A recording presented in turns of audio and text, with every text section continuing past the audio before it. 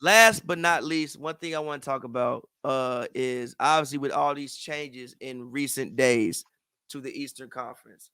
Who is the best team in the East? Do we think it's just a two-team race, or do we think that there is maybe a third team that can make it a three-team, or even a fourth team to make it a four-team race for best team in the Eastern Conference? It's a two-way race between Milwaukee and Boston. I feel like those are the two teams. Everybody else kind of out there just participating.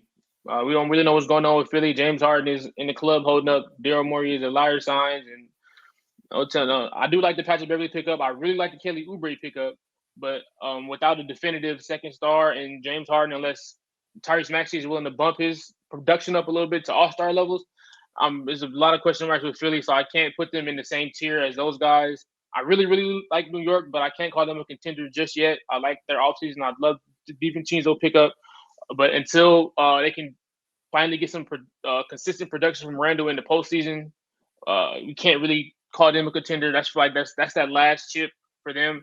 I kind of like Brooklyn. I do like Brooklyn. I think that Brooklyn was actually my favorite landing spot for Drew Holiday because I feel like if they added Drew Holiday, it would have been out of like penciled them in for a top 3 defense because you would have rolled out Drew Holiday, Mikal Bridges, Cam Johnson, Dorian Finney-Smith, and Nick Claxton. I think that's an insane lineup as far as switching goes and whatnot goes. They won't be a contender, but they'll be a really good team. You go to Cleveland, a lot of question marks there. They went out and had a completely laid an egg in the playoffs last year when they lost the series they had home court advantage in and were favored in last year in the first round. I don't think Atlanta's taking any more strides. Miami just fucking the two teams who just got to the conference last year, they kind of are all over the place. They got to bring Ty. Their whole like pretty much plan has been like kind of ruined. They lost Gabe Vincent and Strauss, right? Max Strauss, both gone. They lost both. Where did Gabe Vincent go?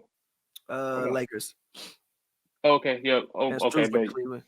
But yeah, they lost those two guys. So I mean, then you are bringing back Tyler Hero, who wasn't there last year. That'll help, but it's hard to really pencil them in as a contender.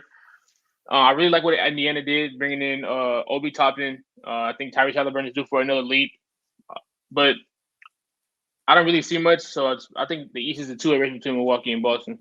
Those two teams have put themselves their managements put themselves in positions to where they just are above everyone else, above their peers. If Harden cares about playing basketball, because I don't think he's going anywhere this season. Maybe he is, maybe he will. I don't know, but I'm not sure if he's going anywhere this season. And it would be advantageous of James Harden to care about playing basketball this season. Advantageous of him to care about playing basketball this season. You like that word, right? It would be advantageous of him to care about playing. Yes, Stephen A. Smith. It would be for him to care about playing basketball this season if he would like to maximize his earning potential over the next couple of years. Because Harden is a situation where he could be out of the league. That's very true. Harden could be out of the league. He come out here next year and do some bullshit on a 1-year deal, you might be out of the league. Or you might be getting off of vet minimums next year. So you better want to get your ass up there and come in there and play. Your head is a little too big right now, for sure. He better. So again, I think that a lot of the Philly stuff depends on James Harden. And also, I think Philly is on the clock because how many more years we got? Okay, Philly is on the clock. Embiid is on the fucking clock because he's a goddamn swindler too. So I just want to put that out there. Embiid is a damn swindler too. But hold on though. Embiid is a Embiid because every year some with Embiid. Some going on with Embiid every year. Swindler. But if Joel, I think Philly is on the clock because Joel Embiid, how many more years we got before he want to get traded? That's a shit. Don't tell him.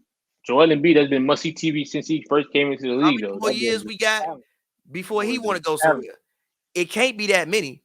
But I think that if Philly, like, look at, and then they have Nick Nurse. I don't know what the fuck he gonna do with this roster because this roster don't look nothing like the roster that he had in Toronto when he won. But you still got Nick Nurse. And I mean, look, you got Embiid, you got Tobias, you got Harden, you got PJ, you got Melton, you got Paul Reed, who I think can play a solid role for them this season.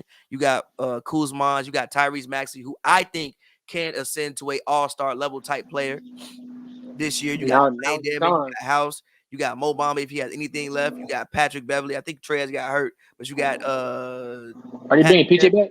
Huh? Is PJ going back? Yeah. He back. I like Philly. Like, I think this could be a three-team situation between Milwaukee, Boston, and Philly. I like Philly. As long as Harden can come in with his head on straight and come in ready to hoop, I like Philly. Everybody else in the conference, granted, you can't ever count out Miami just because, like, they be figuring it out. There's probably somebody in the Miami, I don't even know what the G League. The G League. Miami, Like, bro, it's probably somebody on the fucking Mad Ants that is gonna come in and just start lighting it up from where. So you can never count out Miami. Miami figures it out somehow every year, but just looking at them, I think they're a little bit behind the 8 ball. The Knicks, I fuck with the Knicks, but I still think the Knicks could. I don't. How did the Knicks get better? RJ Barrett breakout, kind of like how you saying with Tyrese Maxey. RJ Barrett breakout, or maybe some consistency. Or just, I mean, and Randall got to figure out come playoff time. Really, if he can produce the same way, if he can produce the same way he produced in the regular season and playoff time, then the Knicks are a problem. But that's a big if, and we've already seen it twice, and the shit ain't work out. RJ becoming an all-star to me is the only way that the Knicks get to a different level. Is RJ becoming an all-star, in my personal opinion. Other than that, I don't really see how the Knicks go to a different level outside of the level that they're at right now. The Nets. Brunson should be an all-star next year. Should be a first-time all-star next year. I feel like Brunson he'll be a first-time all-star. Yeah, but now you got tape on Brunson for a full season in New York, so we'll see. The Nets, I don't really. The Bulls, no. The Hawks, no. But those three teams, like I said, Philly, Milwaukee, and Boston. I think that it could be a three-way race between those two teams. I'm not gonna count out Philly. I'm not gonna count out Philly. I just think it's crazy. Your second best player is just marketing how the boss is a liar. Like, that's crazy. Like, I can't put no faith. Okay, look. Like, okay, look. Like you said it almost like look. Here is probably what happened. You trade for Harden, right? Cool. Harden takes less money. We have to remember, Harden did not take a max. He took less money. So you could go sign your guys. Probably the handshake agreement was, yo, take less money. We can sign some guys next season. I'll give you the max you want. Now, what probably happened was, play next season, saw the playoffs. Daryl Morey was like, never mind. So he probably did lie to him, technically. He probably is a liar. Probably not lying. Yeah. He probably did lie to him. He probably is a liar. Now, him walking around all summer in China with the fucking Chinese people talking about some Daryl Morey is a liar. That is insane, dude. Like, how is a liar. And having fucking things in the club coming to you talking about how Daryl Morey is a liar is insane. But he probably did lie to him. But like I said, James Harden, you might want to play basketball this season, brother. You might not want to come in and do that shit you did in Houston. Not the never she got no more. It's not 2018 You might not want to come in and do that shit you did in Houston, brother.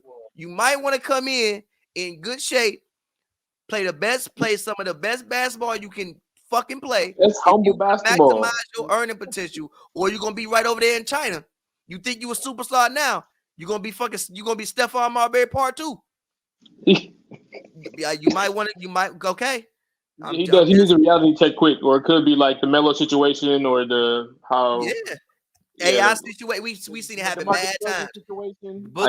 It get dark really quick. Isaiah Thomas. It get dark really quick. It gets dark extremely quick. AI wasn't that cook. AI in fucking Denver was averaging 25. He get traded to Pistons. He go to 18. Then he damn near out the league. So you might want. Look. I'm still gonna say my 3 teams is that, because I trust that Harden will come in and do something. And if he doesn't and he wants to tank the season away, all right. But right now, I'm gonna say it's a 3-team race, and my team to beat. I'm gonna say Boston. I'm gonna say Boston is my team. I think Boston is the team with the least amount of weaknesses currently.